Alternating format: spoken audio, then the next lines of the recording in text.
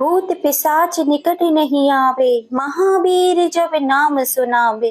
नासे रोग हरे सब पीरा, जपत निरंतर हनुमत बलबीरा।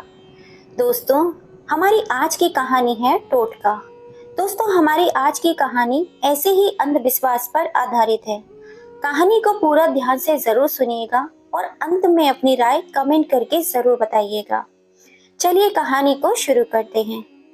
40 वर्ष के रोहित के घर से रोज की तरह आज भी शोर शराबा आ रहा था, जो लगभग हर उस आम आदमी के घर से होता है जो रात को देर से सोने के कारण सुबह देर से उठता है और फिर ऑफिस टाइम पर इस तरह भागता है जैसे कि फुटबॉल के मैच में कोई खिलाड़ी फुटबॉल लेकर गोल की तरफ भागता है।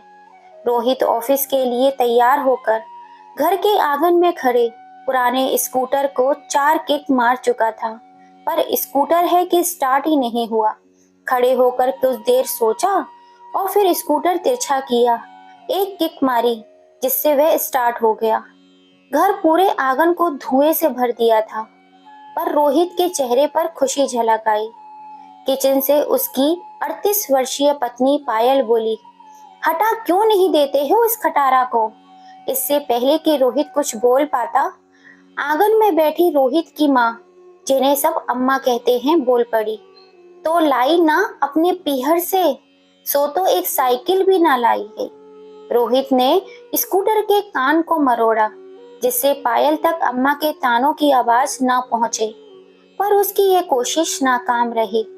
पायल ने एक बार अम्मा की तरफ देखा और एक नजर रोहित को देखा, जो पायल की तरफ ही देख रहा था। पायल हाथ में पकड़े बेलन को आटे की लोई पर जोर से दबाते हुए बोली, बस हो गई सुबह।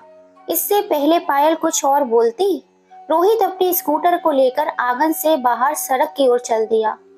पायल ने पीछे से आवाज दी, अरे क्या आज भूखे रहने का ही इरादा है?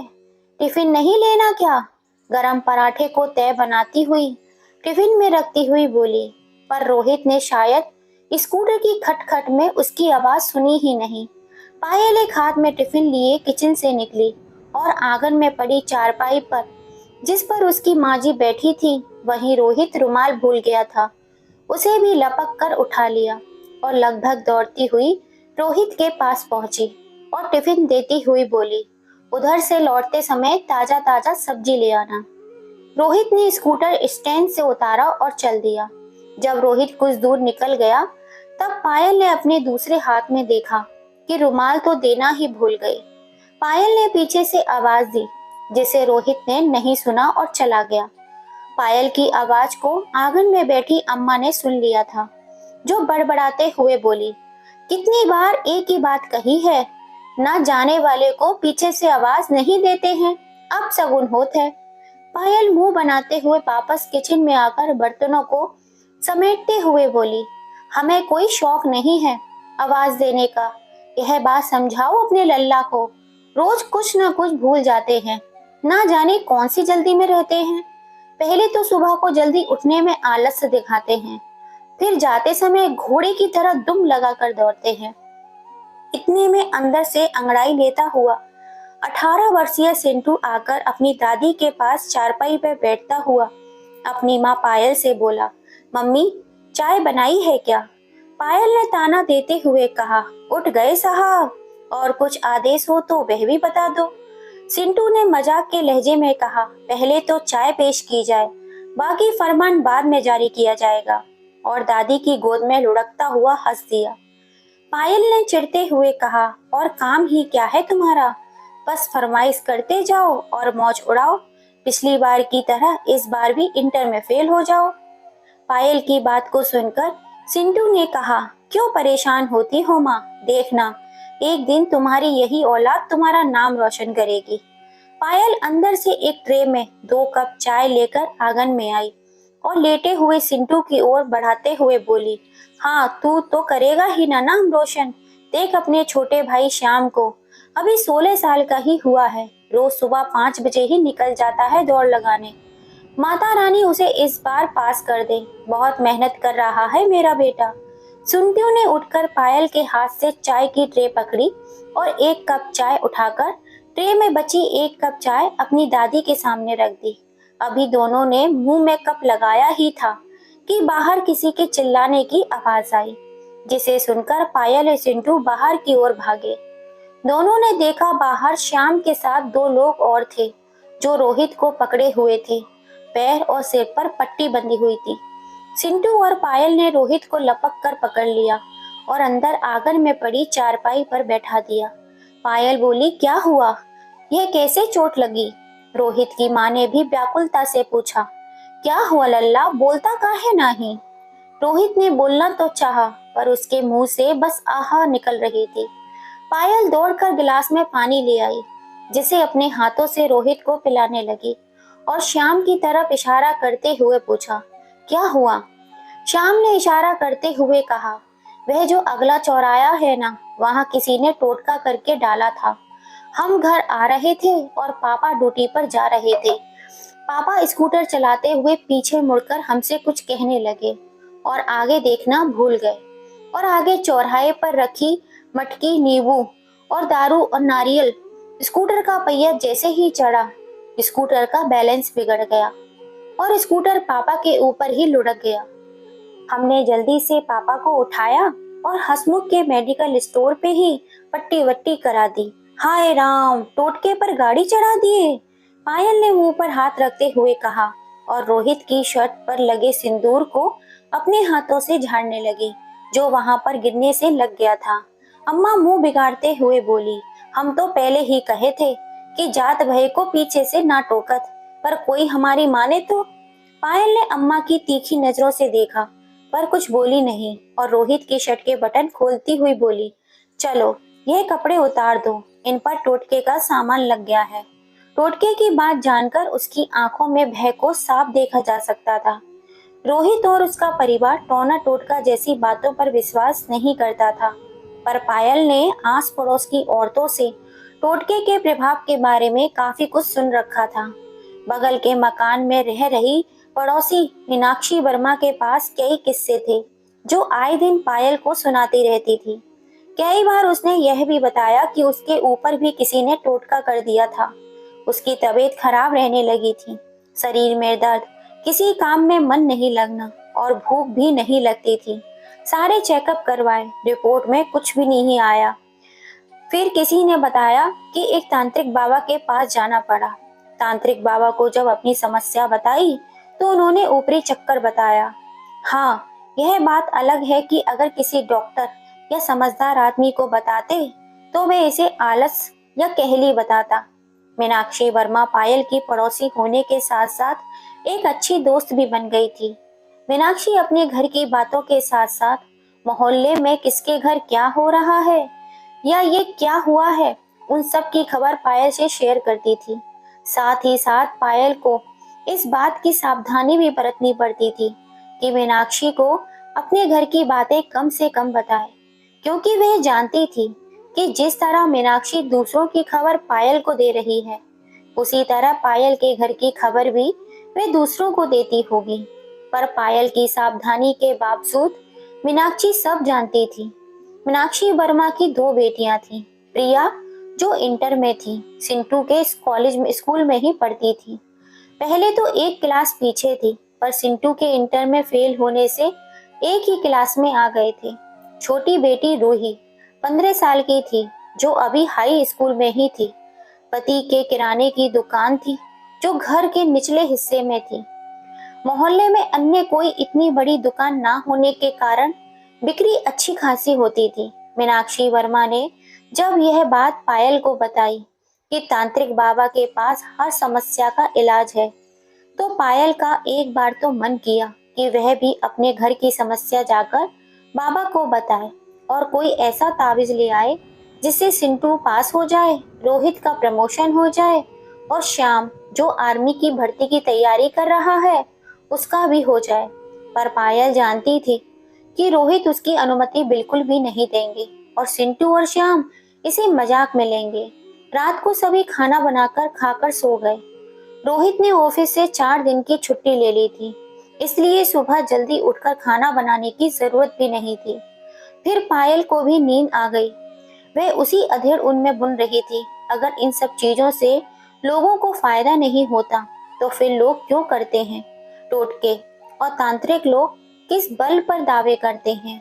पायल अभी ये सब सोच ही रही थी कि तभी उसे एक बिल्ली के रोने की आवाज सुनाई दी, जो एक इंसान के छोटे बच्चे के जैसे ही थी। शायद वह घर की छत पर ही थी। उसकी आवाज से पायल को डर सा लग रहा था, क्योंकि उसने सुन रखा था कि घर में बिल्ली का रोना अच्छा नहीं होता है। पायल ने रोहित की ओर देखा, जो दवाई खाकर सो रहा था। पायल ने उसको उठाना ठीक नहीं समझा। बिल्ली अभी भी रो रही थी। इतने में आंगन में लेटी अम्मा ने आवाज लगाई, सिंटू देख, जाए बिलैया को भगा। पायल जानती थी कि इस समय ना तो सिंटू उठने वाला है और ना ही श्याम, इसलिए हिम्मत करके अपने आप उठी और झाड़ू उठाकर आंगन से छत की ओर देखते हुए मुंह से हट हट की आवाज करने लगी। पर उसकी आवाज बिल्ली तक शायद पहुंच ही नहीं पा रही थी। आंगन में लेटी अम्मा पायल को देख रही थी, जो बोली, क्या रे बहुरिया, बिल्लियां भगा रही है या उसके खिलाफ नारे लगा रही है? अम्मा बहुत देर से रो रही है। पायल ने कहा, वो तो मैं हूँ सुन रही हूँ, ऊपर जाके भगा ससुरी को। हमारे पैरों में सीढ़ी चढ़ने की दम होती तो अब तक भगाई चुकी होती। अम्मा ने पायल में दम भरते हुए कहा। अब पायल को लगा जो करना है उसी को करना है। ऐसा सोचकर वे सीढ़ियों की ओर बढ़ने लगी। कुछ हिम्मत दिखाकर आधी सीढ़ियों तक पहुंची। बिल्ली अभी भी रो रही थी। पायल डरते डरते छत पर पहुंची। घोर अंधेरी रात थी। उसने देखा उसके ठीक सामने एक काली मोटी बिल्ली बैठी हुई थी। उसकी सिर्फ आंखें ही चमक रही थी। पायल डर तो रही थी, पर हिम्मत करके हाथ में पकड़ी झाड़ू को फटकारा और मुंह से हट हट बोला, जिससे बिल्ली अन्य पड़ोसियों की छत पर होती हुई भाग गई। अब पायल को लगा कि लोग सच ही कहते हैं, डर के आगे ही जीत है। पायल अभी खुद को बहादुर ही समझ रही थी कि तभी उसे लगा कि पीछे से कोई काली आकृति है जो उसकी ओर बढ़ रही है। पायल की इतनी हिम्मत नहीं हो रही थी कि वे पीछे मुड़कर देख ले। वे अपनी दोनों आंखें बंद करके बस बुत बनी खड़ी रही। अचानक वह आकृति पायल के आस पहुंची और पायल के कंधे पर हाथ रख दिया। पायल ने हिम्मत करके अपनी आंखों को खोला तो देखा सामने मीनाक्षी खड़ी है। दोनों की छतें आपस में जुड़ी हुई थी, इसलिए आसानी से आया जाया जा सकता था। मीनाक्षी को देखकर पायल की जान में जान आई। पायल ने हाँफते हुए कहा, अरे तुम? हाँ, वह बिल्ली रो रही थी ना, भगाने चली आई। शुभ नहीं होता ना बिल्ली का रोना, मीनाक्षी ने कहा। हाँ, तभी तो मैं भी चली आई भगाने, पायल ने कहा। पायल जब जाने लगी तो मीनाक्षी ने कहा, मैंने सुना है कि बिल्लियों को आत्माएं दिखाई देती हैं। किसने कहा? पायल ने हकलाते हुए कहा, अरे वह जो बाबा है ना, उन्होंने बताया। हम लोग भी कहाँ जानते थे ये सब बात। वह तो बाबा की कृपा से बहुत कुछ जान गए। जय हो बाबा की। मीनाक्षी ने कहा, अच्छा, तो तुम्हें डर नहीं लगता? पायल ने उत्सुकता से पूछा। पहले लगता था, पर जब से बाबा ने ये ताबीज दिया है तब से नहीं लगता। गले में पड़े ताबीज को हाथ में लेकर दिखाते हुए मीनाक्षी ने कहा, अच्छा, यह क्या काम करता है? पायल ने कहा, क्या बात करती है, बाबा कोई ऐसे वैसे नहीं, अंतर्यामी है। हमारी तो दुनिया ही बदल दी उन्होंने। जय हो बाबा की। मीनाक्षी ने ताबीज चूमते हुए बाबा पर श्रद्धा दिखाते हुए कहा। पायल ने संकोच करते हुए कहा, क्या बाबा हमारी भी मदद कर सकते हैं? अरे क्यों नहीं, यही तो काम है बाबा का, लोगों की परेशानी दूर करना। जय हो बाबा की। मीनाक्षी ने हाथ जोड़कर कहा, पर एक समस्या है, सिंटू के पापा कभी भी नहीं जाएंगे और न जाने देंगे। उन्हें यह सब ढोंग लगता है। पायल ने कहा, ठीक है, विश्वास नहीं है तो रहने दे। मीनाक्षी ने कंधे उचकाते हुए कहा। पायल कुछ देर खामोश रही, फिर बोली, विश्वास तो मैं भी नहीं करती, पर आज जो हुआ उसके बाद से बुरे बुरे ख्याल आ रहे हैं। क्या हुआ आज? मीनाक्षी ने पूछा।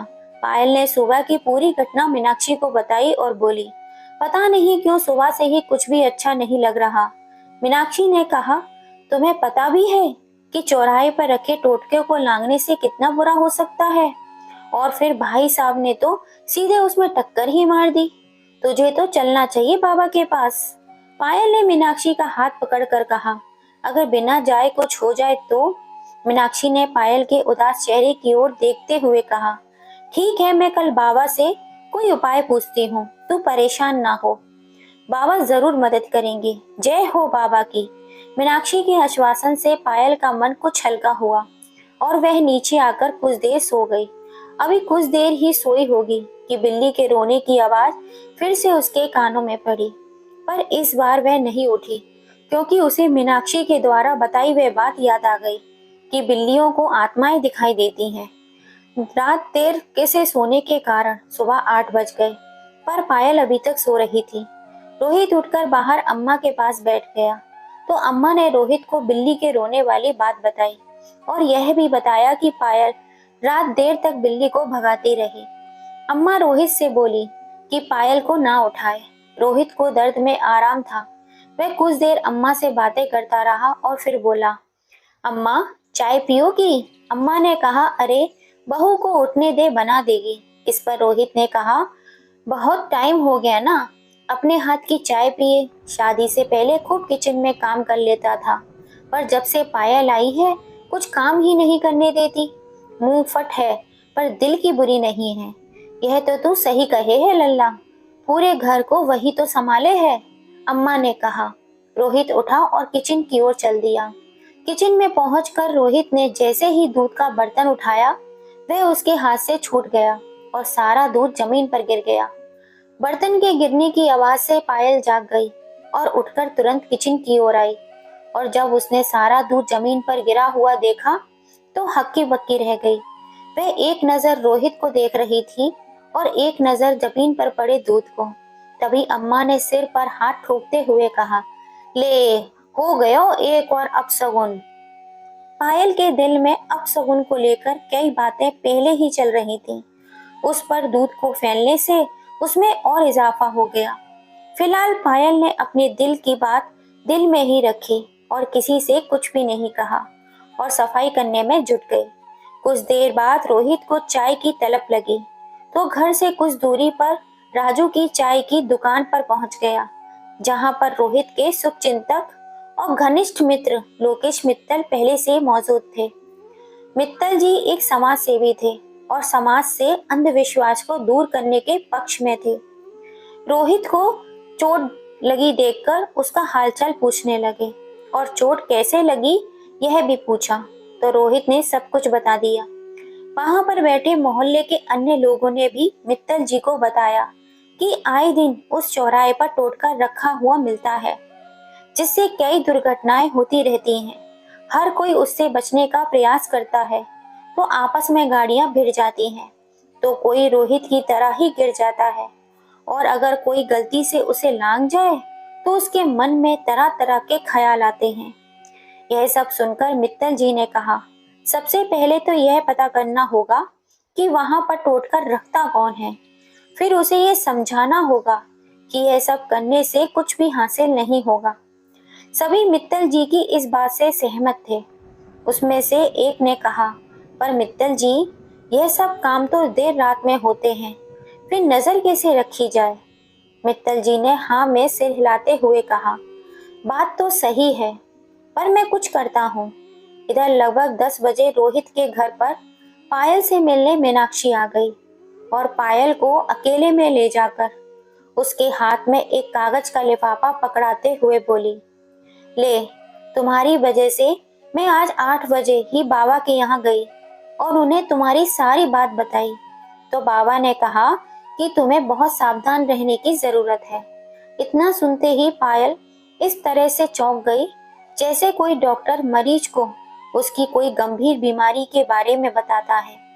उसके मुंह से सहसा ही निकला, कोई घबराने की तो बात नहीं है, सब ठीक तो हो जाएगा। अरे अब तू बाबा की शरण में हो, फिर क्यों घबराना? भूत प्रेत तो बाबा के नाम से ही भाग जाते हैं।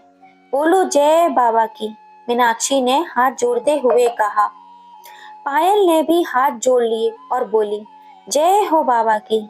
और फिर हाथ में पकड़े लिफाफे की तरफ देखते हुए बोली, ये?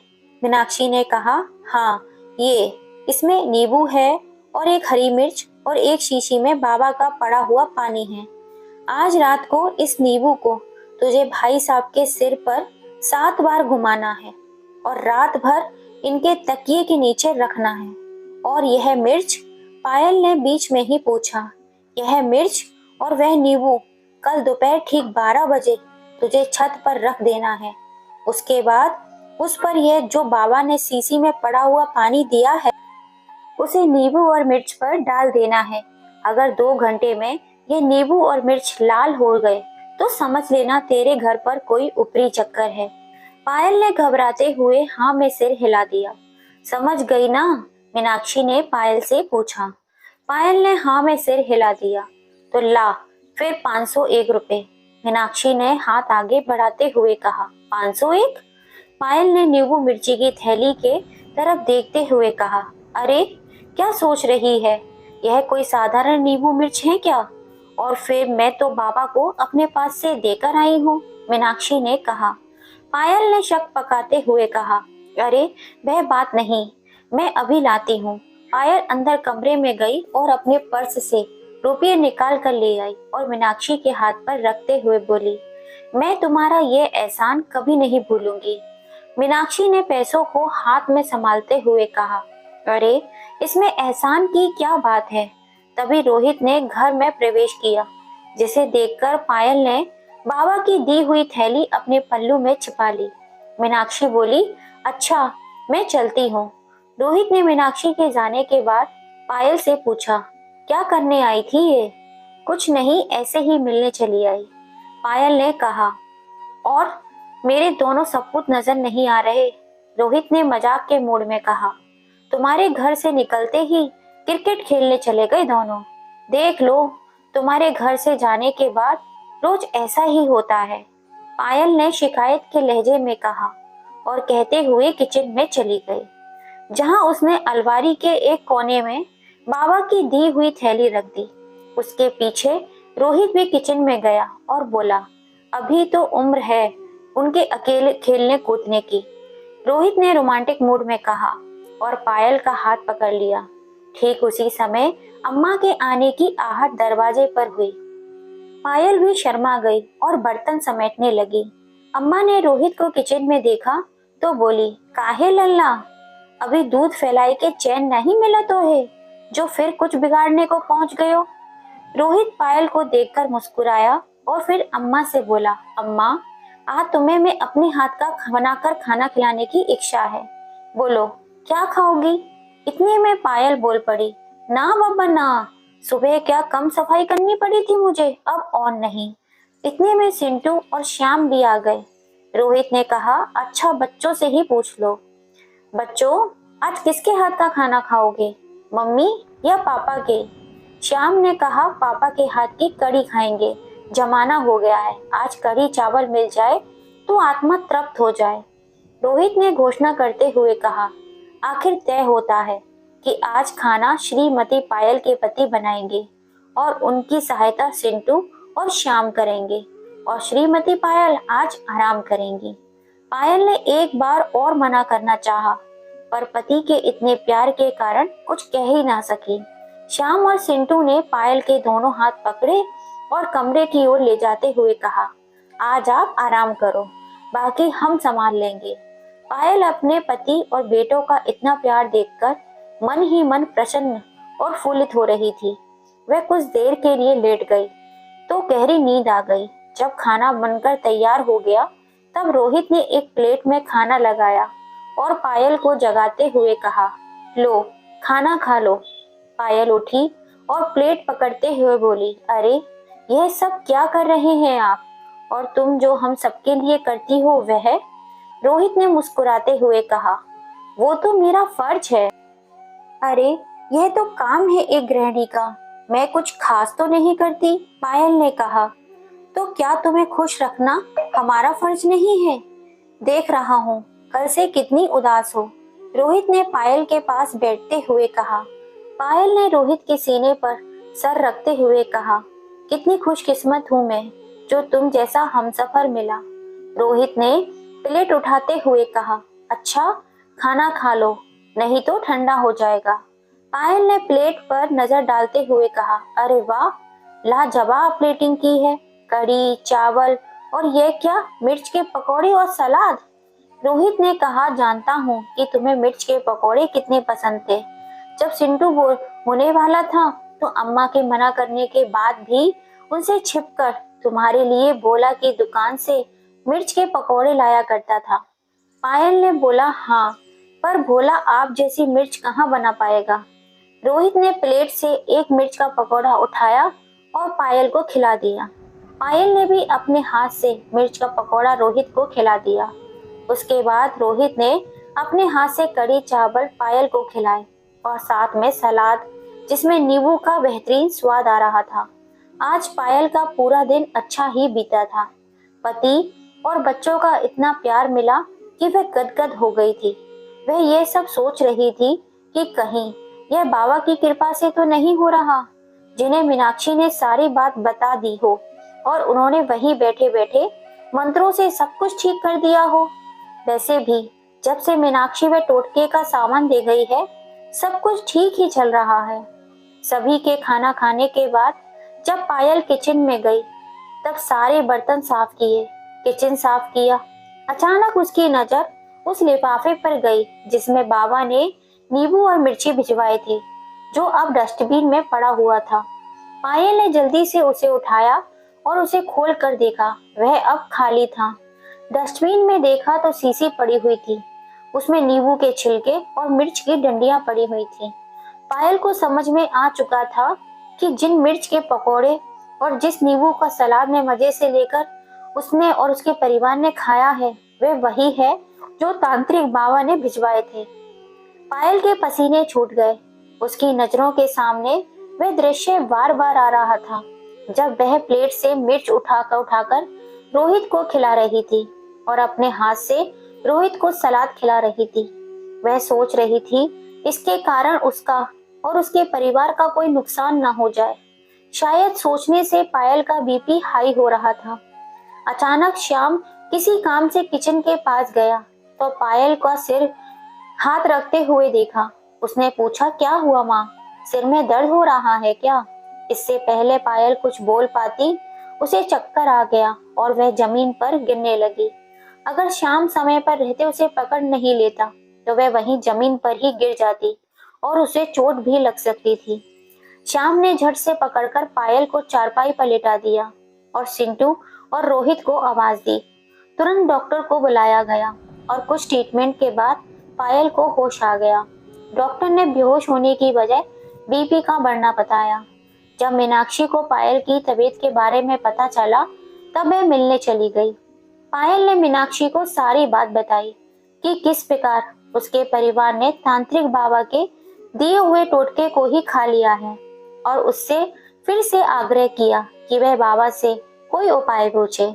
उसकी बात सुनकर मीनाक्षी ने कहा, यह गलतियां तुम लोग नहीं कर रहे हो, बल्कि कोई अदृश्य शक्ति करा रही है।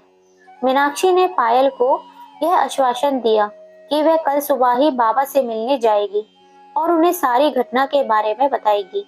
और साथ ही मीनाक्षी ने यह भी इशारा कर दिया कि इस बार पहले से भी ज्यादा खर्चा हो सकता है। जब यह बात मीनाक्षी ने पायल को बताई तो पायल ने कहा, कोई बात नहीं, बस फायदा होना चाहिए। अब देखो ना, मुझे भी बीपी बढ़ने की कभी कोई शिकायत नहीं हुई, पर टोटका गड़बड़ होने से क्या हो गया? कोई बात नहीं, बाबा पर विश्वास रखो। जय हो बाबा की, मीनाक्षी ने हाथ जोड़ते हुए कहा। पायल ने भी हाथ जोड़े और धीरे से बोली, जय हो बाबा की। मीनाक्षी के जाने के बाद पायल काफी देर यही सोचती रही कि क्या मजबूरी है कि वह यह सब रोहित को बता भी नहीं सकती। अगर उसे इसकी जरा भी भनक भी लग गई तो समझो कयामत ही आ जाएगी, क्योंकि रोहित को जादू टोना पर तनिक भी विश्वास नहीं है और ना वह यह सब पायल को करने देंगे। पायल बहुत ही भयभीत थी और इसी कारण उसे यह सब विचार आ रहा था कि जो पहली गलती रोहित से चौराहे के टोटके को बिगाड़ने से हुई है, और दूसरी गलती टोटके को खाने से हुई है। कहीं वह उसे और उसके परिवार को कोई हानि न पहुंचाए। और उधर मित्तल जी चौराहे पर टोटका रखने वालों को पकड़ने के लिए योजनाएं बना रहे थे। इसलिए उन्होंने रोहित के साथ साथ मोहल्ले के अन्य जिम्मेदार नागरिकों को राजू की चाय की दुकान पर बुलाया, जो इसके खिलाफ थे। जब सभी वहां पहुंचे तब मित्तल जी ने बताया कि उन्होंने एक चौकीदार, जिसकी इस इलाके में रात को ड्यूटी लगती है, उसको इस चौराहे पर विशेष ध्यान देने और सभी को फोन करके बुलाने की जिम्मेदारी दी है।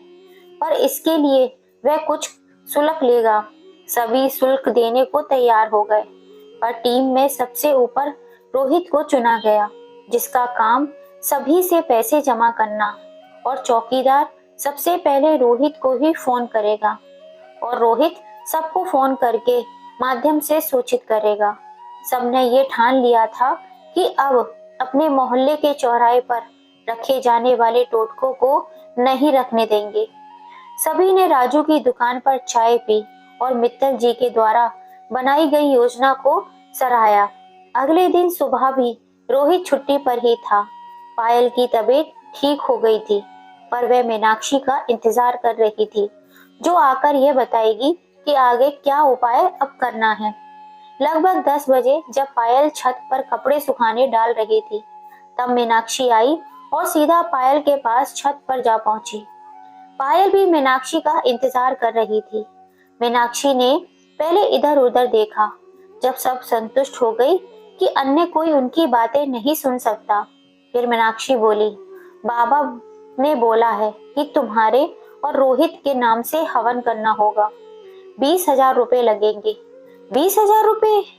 पायल ने मुंह पर हाथ रखते हुए कहा, अब तुम लोगों ने समस्या भी तो बड़ी कर ली है, इसके लिए इतना रुपया तो लगेगा ही, सोच लो।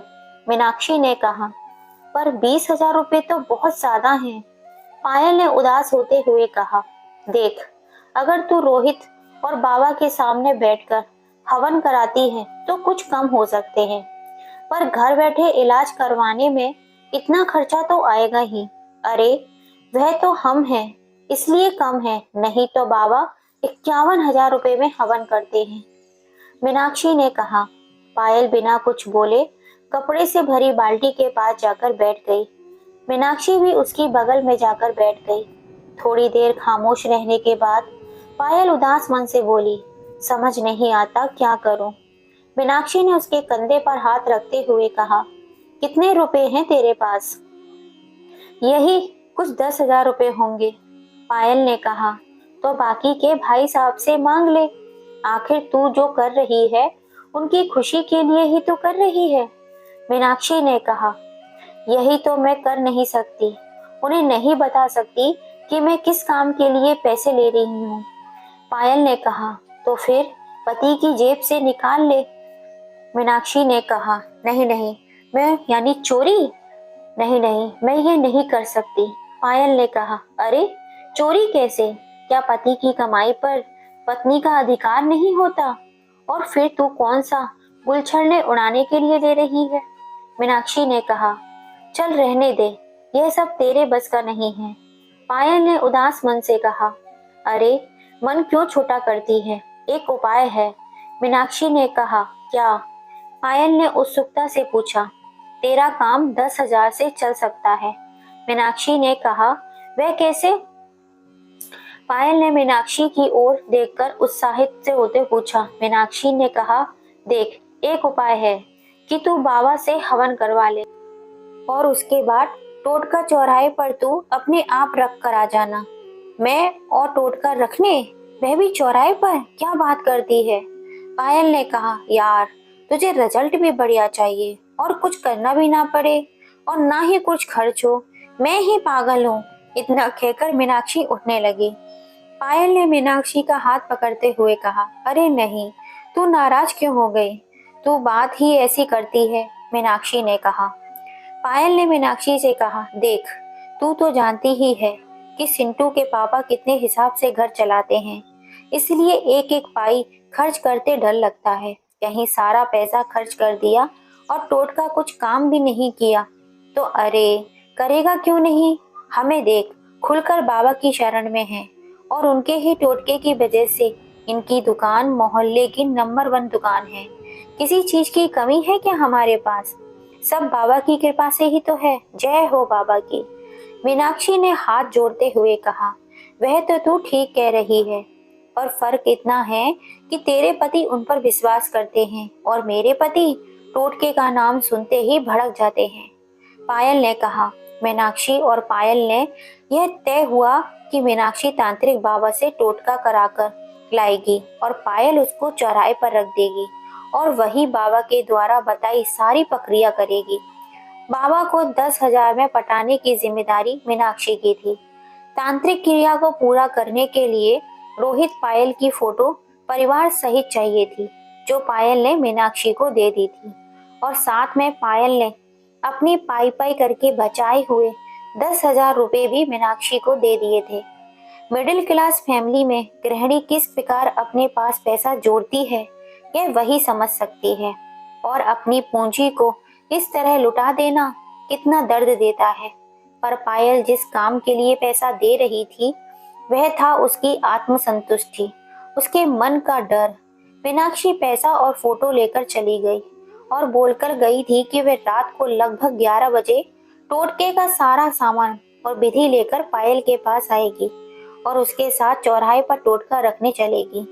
पायल ने दिन में कई बार सोचा कि वह जो करने जा रही है वह सही नहीं है। वह अपने घर को जो बलाई चौराहे पर छोड़कर आएगी, वह किसी दूसरे के घर पर पहुंच जाएगी। पर क्या करे, रुपए दे चुकी थी और फिर अपने दिल को समझाते हुए कहती है कि बस इस बार ही करूंगी, उसके बाद कभी ऐसा काम नहीं करूंगी। आखिरकार रात के 11 बज गए। पायल दरवाजे पर कान लगाए मीनाक्षी का इंतजार कर रही थी, जैसा कि तय हुआ था। ठीक 11 बजे पायल को अपने आप घर के बाहर आना था। दरवाजा खटखटाने से घर के अन्य सदस्य जाग सकते थे। पायल ने चुपके से दरवाजा खोला और बाहर निकल आई। वह शायद पहली बार होगा कि पायल रोहित की बिना आज्ञा के घर से बाहर निकली होगी। उसने देखा मीनाक्षी पहले से ही खड़ी है। उसने काली शॉल ओढ़ रखी थी और उसके हाथ में एक पोटली थी जिसमें टोटके का सामान था। अब दोनों चौराहे की ओर बढ़ने लगी कि कुत्ते उन्हें देखकर भौंकने लगे, जिससे दोनों को बहुत डर लग रहा था। जब भी कोई कुत्ता भौंकते भौंकते उनके पास आ जाता तो वे दोनों आपस में चिपक जाती और हट हट की आवाज करके उन्हें दूर भगाने का प्रयास करती। डरते डरते दोनों चौराहे तक पहुंच गई। वहां पर पायल ने भी खुद को अपनी शॉल से ओढ़ लिया और पोटली से एक पर्चा निकाला जिसमें तांत्रिक बाबा ने टोटके की सारी क्रिया विधि लिख रखी थी। मीनाक्षी ने टॉर्च दिखाई और पायल उसे पढ़ रही थी। इसी बीच वहां पर तैनात चौकीदार ने उन्हें दूर से देख लिया और रोहित के पास फोन लगाकर बताया कि 2 लोग चौराहे पर टोटका रख रहे हैं, जल्दी से आ जाओ। रोहित उठा तो उसने देखा कि पायल अपने बिस्तर पर नहीं है, पर वह यह सोच के कि शायद बाथरूम में होगी, उसको जल्दी ही था, इसलिए तुरंत पैदल ही चौराहे की ओर चल पड़ा। रास्ते से ही उसने मित्तल जी और अन्य लोगों को फोन लगा दिए कि चौराहे पर कोई टोटका रख रहा है। उधर पायल तांत्रिक बाबा के द्वारा दिया गया पर्चा पढ़कर सारी क्रियाएं पूरी कर रही थी। थोड़ी ही देर में रोहित वहां पर पहुंच गया। उसने देखा कि टोटका करने वाली 2 औरतें हैं, तो दूर से ही उनसे कहने लगा, क्या कर रहे हो तुम लोग, कौन हो? पायल और मीनाक्षी दोनों ने ही शॉल ओढ़ रखी थी, जिससे अब चेहरा भी ढक लिया था और डर के मारे वहीं पर खड़ी हो गई। पायल आवाज से पहचान गई थी कि वह रोहित है, पर रोहित के सवालों से यह समझ गई थी कि रोहित ने उन्हें पहचाना नहीं है, इसलिए दोनों घर की ओर चल दी। पर तभी उधर से मित्तल जी आ गए, जिनके हाथों में उनका पालतू कुत्ता था। मोहल्ले के वह लोग भी आ गए जिनको रोहित ने फोन किया था। वे दोनों चुपचाप फिर उसी स्थान पर आकर खड़ी हो गईं। वहां पर बाकी सभी मर्द थे, इसलिए औरतों को दूर से ही पूछ रहे थे कि वह ऐसा क्यों कर रही हैं। पायल और मीनाक्षी बिना कुछ बोले मुंह ढके चुपचाप खड़ी रहीं। रोहित ने उन्हें समझाना शुरू किया कि आप लोग जो कर रहे हैं उससे आपको कुछ हासिल नहीं होने वाला है, बल्कि इससे आप अपने लिए ही और समस्याएं खड़ी कर रही हैं। यह मात्र आपका अंधविश्वास है और कुछ नहीं। यदि इन सब से ही धन धान्य और सुख की प्राप्ति होने लगी तो व्यक्ति को अन्य कर्म करने की क्या जरूरत पड़ेगी। रोहित ने उन्हें यह भी बताया कि हम सभी उन लोगों को पकड़ना चाहते हैं जो इस चौराहे पर टोटका रखते हैं, पर हम यह नहीं जानते कि वह आप जैसे अच्छे घरों की दिखने वाली महिलाएं भी हो सकती हैं।